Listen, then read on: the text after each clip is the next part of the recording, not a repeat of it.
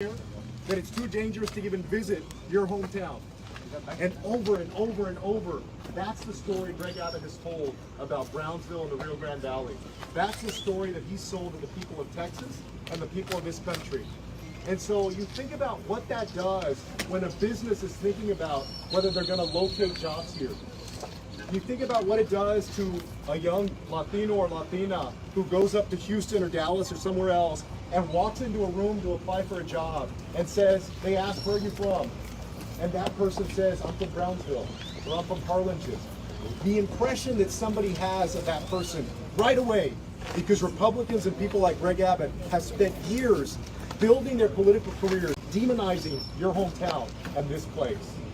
Well, we have a choice in this election. We can end that demonization, we can end that slander, we can end that false characterization by electing Beto O'Rourke this November, in 1 week from today, and end Greg Abbott's falsehoods about the Rio Grande Valley and about Texas. Are y'all ready to do it? Yeah!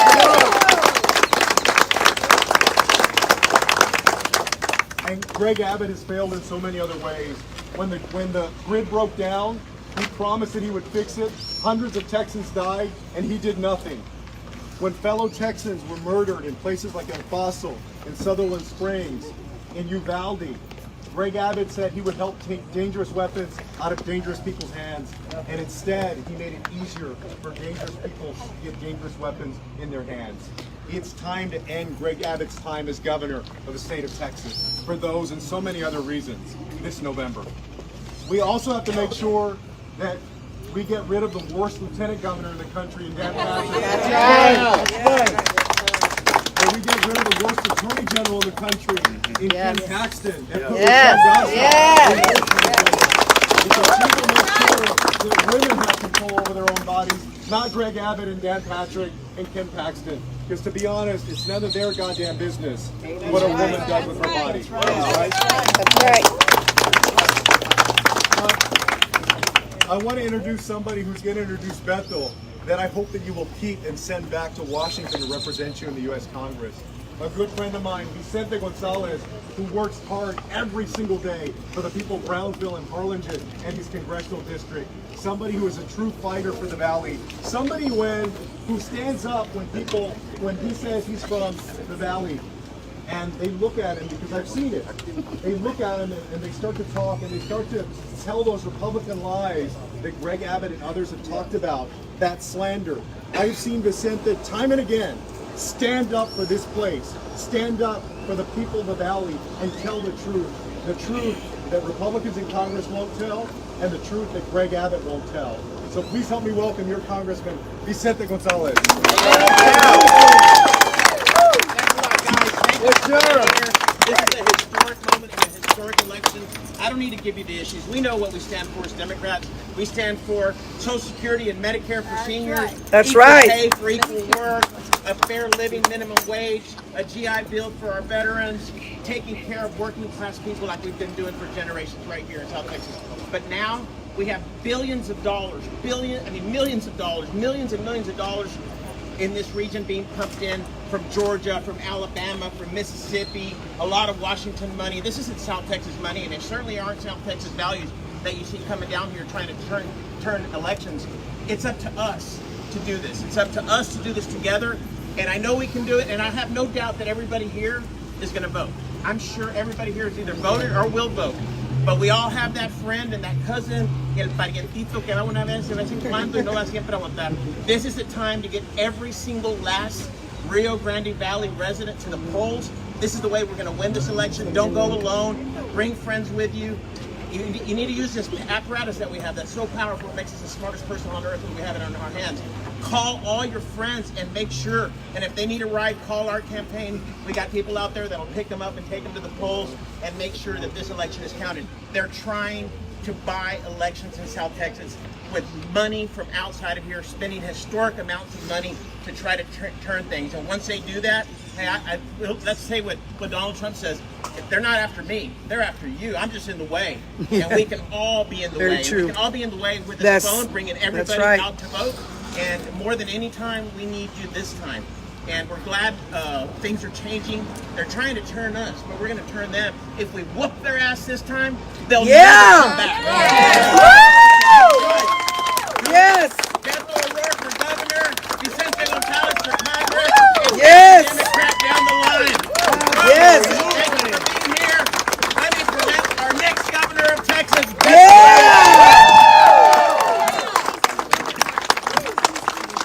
How's everybody doing? Good to see everybody, including those across the street. Everybody who's come out recognize these amazing candidates and office holders and people who fill us with such pride about a region, as Joaquin said, that is so often maligned, so often misunderstood on purpose by those who are in power. And we end up bearing the brunt of it. I say we because, though I don't live in Brownsville, I live and I'm raising my kids along with my wife Amy in El Paso, Texas. Like Brownsville, not the easiest place in the country to get to. And so those in power often do not bother to visit us. I don't know how many times Greg Abbott has been here in the open air. If anybody welcome to come up and say hello, shake hands, ask a question. But this negative stuff. Just negative stuff. This is our 10th visit here as a candidate holding town hall meetings. As Joaquin said, the best that we get from our current government, present company student, is using the border as a prop to try to make the rest of Texas and the rest of the country afraid of us, even though we live in among the safest cities anywhere in the United States of America. And I think it's incumbent upon all of us to explain to our fellow Texans and fellow Americans, we are safe not despite the fact that we are cities of immigrants. We are safe because we are cities of immigrants. Those who come here have made us stronger, safer, more successful, and yes, more secure in our communities. We understand these issues perhaps better than anyone else. It is time for us to lead on. Now listen, Joaquin described every way, and there's so many others, that Greg Abbott has failed us over the last 8 years. But I want to say this in his defense. I don't think he wakes up in the morning wanting Texas to lead the nation in the number of school shootings. Nobody would.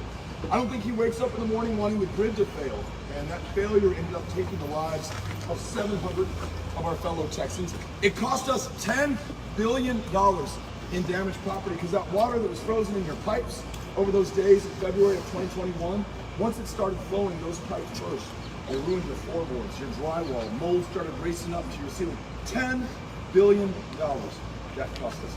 I'm sure he doesn't mean for thousands of teachers and counselors and librarians and support staff at our great public schools to leave the profession, but we're seeing the largest exodus that we've ever seen. And for those of you who are struggling to be able to afford to stay in your home with these higher electricity bills after the grid failure and $20 billion increase in property taxes since Greg Abbott took office, we folks, believe it or not, are now paying more in taxes here in Texas than our fellow Americans are in California.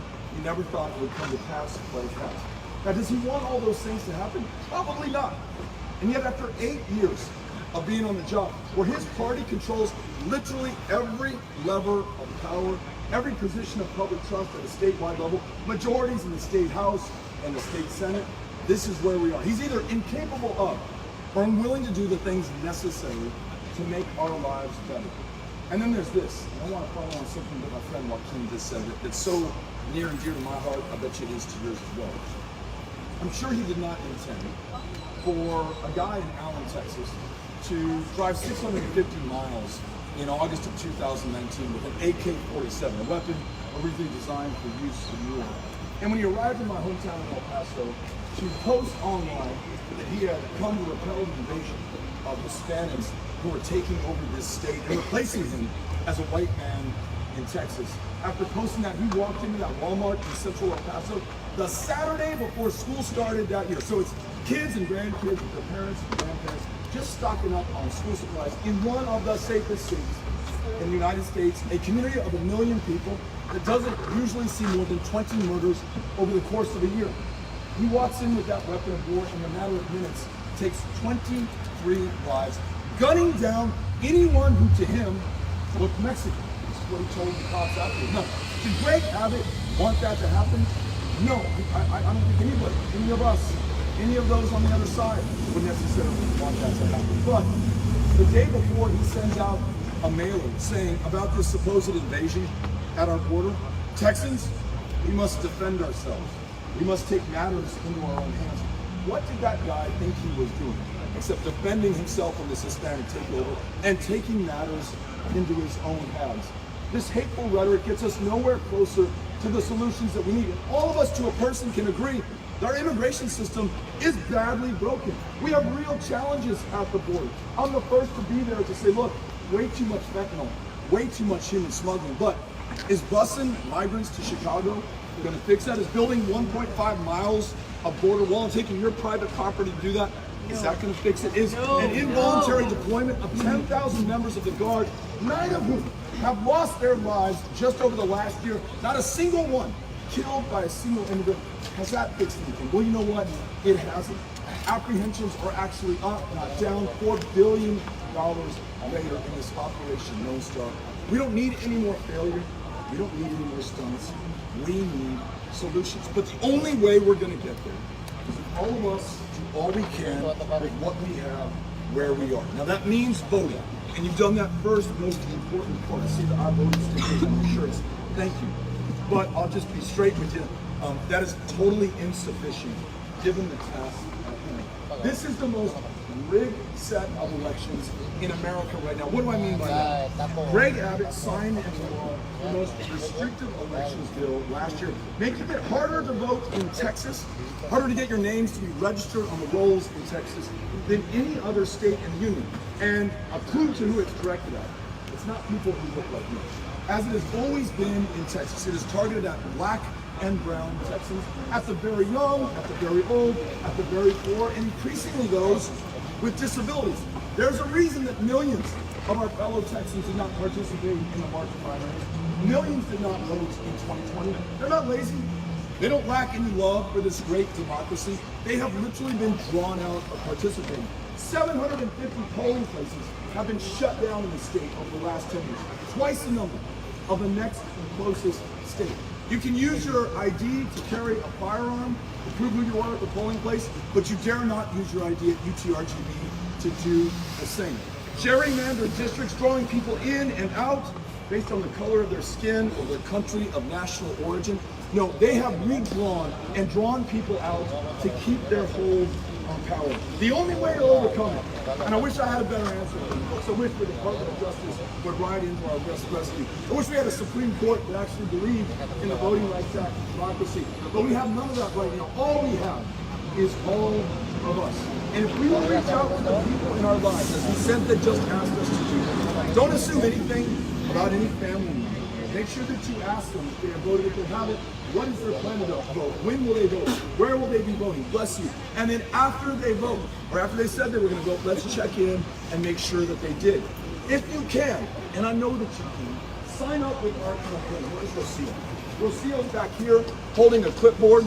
She will sign you up to knock on doors, to meet those voters exactly where they are. The very voters who are the targets of voter suppression, the targets of voter intimidation, part of the millions who we have yet to hear from, whose votes have yet to be counted in a previous election. They are the real majority. Listen, if they voted, do you think we would have the most extreme abortion ban in America? Do you think the grid would have failed and still would not be fixed? Do you think we'd have this exodus of teaching talent out of our schools? None of that would happen because none of us believe those are in our interests or are our values. Our job is to turn out the people who do. And there's some pretty powerful, profound, poetic, political justice in all of this. When we reach out to those who've been drawn out and bring them in, they form the margin of victory when we win this on election day. And when we win, that means every Texas woman has a champion in state office who's going to fight to make sure she can make her own decisions about her own body and her own future. It means that we put the lives of our kids over the interests of the NRA or the gun lobby, or look, anything else. I've got 3 kids. You all have kids and grandkids. Tell me something that there's in your life that is more important. It's been 23 fucking weeks. Yes! And the 2 industries were slaughtered in their classrooms up against the guy with an AR-15.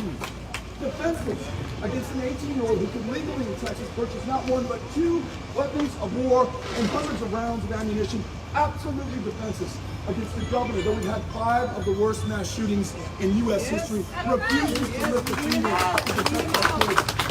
This state, gun violence is now the leading cause of death for our children and our teenagers. Look, they don't get a vote or a voice in this election, but through the actions that we are taking. It is the only reason, I promise you, that I am in this race. Those 3 kids that we're raising in El Paso, they are counting on me. They are counting on us. Your kids are counting on us right now. At some point, sooner or later, we're going to look back at this moment and ask us what we did with everything that we cared about. Our very lives, their very lives were on the line. Did we do all we could? Did we leave it all on the field? Or did we hope someone else would take up our part and somehow bring this victory to us that we so badly need and deserve? I fear their judgment more than I fear anything else in this life, and I want to make sure that we come through. We do that to be able to do so much for so many of our fellow Texans. Those school teachers who now have to think about putting themselves between an active shooter and those kids for whom they've already sacrificed so much.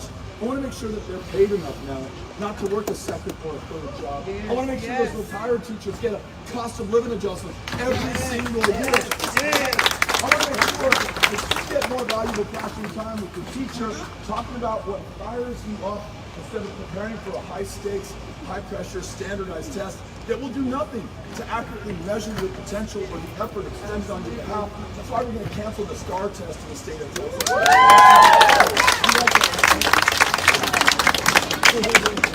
And on this issue of property taxes, because I know this is on everybody's mind, it's certainly on the mind of those at the county who have to set the rate, at the school district who have to set the rate, at the city. This state is pushing down all these mandates onto the local community. As Joaquin said, not lifting a finger to pay the bill on infrastructure, highways, freeways, broadband, internet. Brownsville, one of the least connected cities in the United States of America, you all had to come up with $20 million to connect yourselves. The state should have been able to do that, but when we win, we're going to expand Medicaid, which brings $10 billion of our own federal income taxes back to these communities. That allows us to connect more people with care and lower our property tax bill because we're no longer on the hook for indigent health care. We're going to up the share of state spending on public ed. I don't want to put Morgan Lamantia on the spot, but I would love to work with her on this to make sure that the state of Texas, when the state pays its full share, then we can lower the property tax rate at the local school board level, which, as you all know, is the single biggest taxing entity in our communities. And it also means we have the resources to pay those teachers, to invest in arts and music programs, to make sure that our kids are living to their full potential and fulfilling our promise. So much that we are going to be able to do together, but it's up to us over the next 7 days, really 6.5 at 4:30, right, on this Monday. So let's think about the way that we want to feel on election day. We're watching elections, right? We're at a bar, we're at home, we're at a friend's house, and these numbers start to come in. Just think about how you want to feel. Think about how good that celebration is going to feel. Think about how cold that beer is going to taste. Out in this heat, sweating through your shirt, your pants, and your shoes like I am right now. Think about that hangover on the morning of the night that we all have because we celebrated so hard this historic victory. It's really in our hands right now. So do me this favor. Before you leave, make sure that you talk to Rocio. All I'm asking for is an hour, maybe 2 hours over the next 6 days of your time to reach those voters who can decide the outcome of this election. And then take a picture with me, take a picture with Joaquin, with Vicente, with Morgan, with anybody here who is running, and then post that picture on your favorite social media platform. And in that post, caption it with what brought you out here today. This is my last report. When you do that, it sounds so innocuous, it sounds trivial, it may even sound vain, but you post that, and you're going to break through your friends, your family, your classmates, your colleagues. They believe in you. They know you. They trust you. They may know nothing about any of them, Vicente or Morgan or any of these other candidates. They may think we're like every other politician or that these races don't count. Or why bother getting my hopes up? Why should I vote? You, in your own words, in your own heart, tell them why you are voting, why you are supporting us, why you are willing to knock on those doors, and I bet you we can bring them into this election as well. One important question I want to ask everyone. You all ready to win? Yeah! You ready to win? Yeah! Let's go out there and win this thing. Keep the faith. Keep up the fight. Let's talk to everybody.